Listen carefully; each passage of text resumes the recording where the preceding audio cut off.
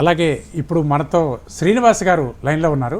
శ్రీనివాస్ గారు, ప్రభుత్వం నుంచి స్పందనను మీరు ఎలా చూస్తారు? అందరికీ నమస్కారం.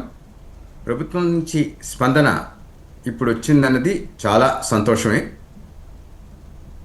జాగోరే జాగో ఏం చేసింది అన్నది నేను వీళ్ళు చెప్పింది వాళ్ళు చెప్పింది కాకుండా ఇప్పుడున్న latest AI paid version of Grok దాంట్లో చెక్ చేశాను. మీ జాగోరే జాగో కార్యక్రమం వివరాలు గ్రాక్ డేటాబేస్లో ఉన్నాయి. ఓ నైస్ నైస్, సంతోషం. Okay, thank you. అంటే దాని అర్థం ఏంటంటే మీరు టీవీలో చేస్తే చూసిన వాళ్ళు చూశారు, చూడని వాళ్ళు చూడలేదు కాకుండా ఇది ఒక ఖచ్చితమైన డిజిటల్ రికార్డ్ కింద స్టోర్ అయి ఉంది మీరు చేస్తున్న పనులన్నీ. అంటే మీరు ఏది చేసినా సరే దానికి ఖచ్చితమైన, శాశ్వతమైన, అందరికీ అందుబాటులో ఉండేలాంటి పద్ధతి ఒకటి ఉంది ఇప్పుడు, ఇదివరకు లేదు. ఇప్పటిదాకా జరిగింది ఏంటంటే జాగోరే జాగే వచ్చేదాకా మేము ఎన్నోసార్లు రాసాము, ఎన్నోసార్లు చెప్పాము, ఏమీ అవ్వలేదు. కారణం ఏంటంటే అధికారంలో ఉన్నవాళ్ళు, పదవుల్లో ఉన్నవాళ్ళు, దేవాలయాలకు వెళ్ళి వెంకటేశ్వర స్వామి గుళ్ళో కోట్ల రూపాయలు సమర్పిస్తున్న వాళ్ళు రాజుగారు దేవతా వస్త్రాల కథలాగా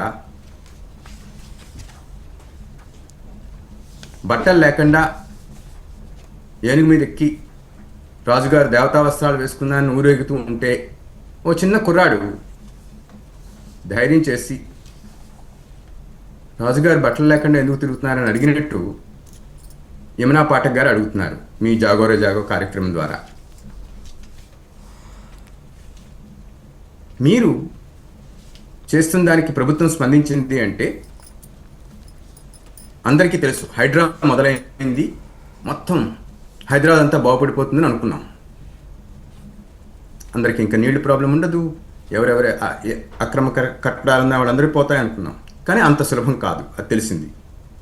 దానికి కావాల్సింది ఏంటంటే ప్రజలే రావాలి. ఎందుకంటే ప్రస్తుత కాలంలో ఏ దేశంలో అయినా సరే డెమోక్రసీ ఉన్న చోట ఓటర్లకే మందబలమే ఉంది, కానీ బుద్ధి బలానికి అంత విలువ లేదు.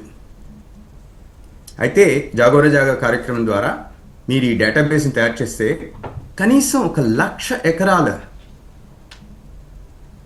అన్యాక్రాంతం అయిపోయినా, లేదంటే మిగతా వాళ్ళు వాడుతున్నవి, సరిగ్గా డబ్బులు రానివి, ఆ దేవాలయానికి సరిపోనివి ఉన్నాయి. అవి మీరు డేటాబేస్ చేసి పెట్టినట్టయితే ఎవరి ఊర్లో వాళ్ళు మాట్లాడడం మొదలు పెడితే అప్పుడు మీ జాగోరే జాగో కార్యక్రమం 2 రాష్ట్రాల్లోని ప్రతిరోజు ప్రతిధ్వనిస్తుంది. అది నా ఉద్దేశం.